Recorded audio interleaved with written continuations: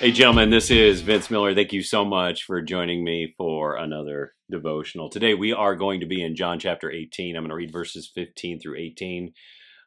This is kind of a play-by-play of what happens after Jesus gets arrested. It reads, Simon Peter followed Jesus, and so did another disciple. I believe that was John. Since that disciple was known to the high priest, he entered with Jesus into the courtyard of the high priest. So, into the courtyard of the house of the high priest. But Peter stood outside at the door. So the other disciple, that is John, who was known to the high priest, went out and spoke to the servant girl who kept watch at the door and brought Peter in. The servant girl at the door said to Peter, here comes the first question, you also are not one of this man's disciples, are you? And he said, I am not. Now the servants and the officers had made a charcoal fire because it was cold, and they were standing and warming themselves. Peter also was with them, standing and warming himself. So guys, this inquisition comes to take Jesus and arrest him. They bring him to the residence of Caiaphas, which would have been in view of the temple, but not on the temple grounds. So don't confuse that. His house was probably rather opulent, given it had a courtyard and had a servant girl at a gate. So it's probably a big residence. And today this house has been excavated or thought excavated and is found underneath the church of St. Peter in Jerusalem. And you can actually check out a video and a link if you kind of want to see what that looks like. Now, the only two to follow Jesus in this instance to his hearing are Peter and John. And I know there's a lot of debate about who this other disciple might be, but I see no reason to identify this as anyone other than John, since he also speaks about himself in kind of the same cryptic manner throughout the entire book. But let's set that aside, because even more important than that is the fact that these two men follow, which I think is rather courageous given the mystery of the circumstances of Jesus. And they appear courageous. These two men appear courageous until they arrive at the gate. John is allowed entry, but Peter has to remain outside. Then John vouches for Peter, and he gains access.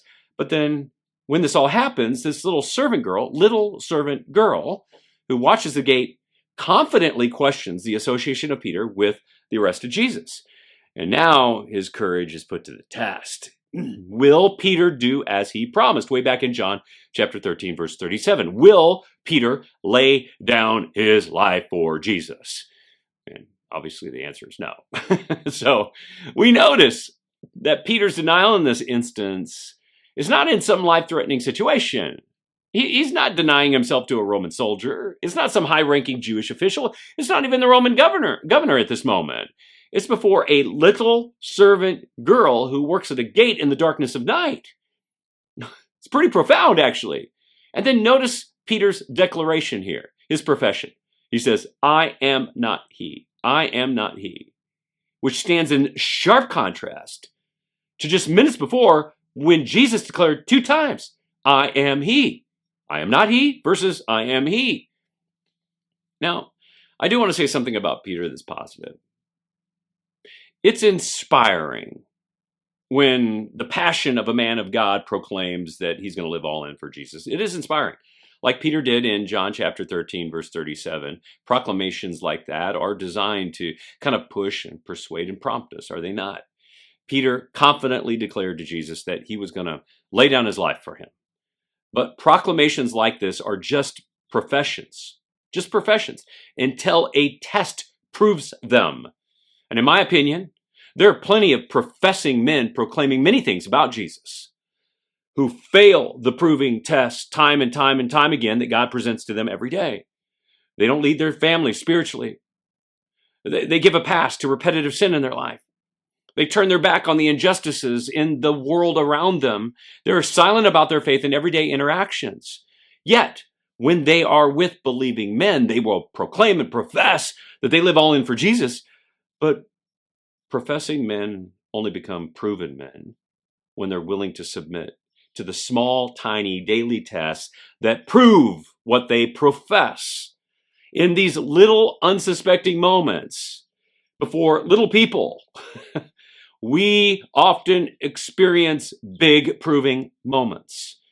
And each one of these small moments, by the way, prepares us for greater proving moments down the road.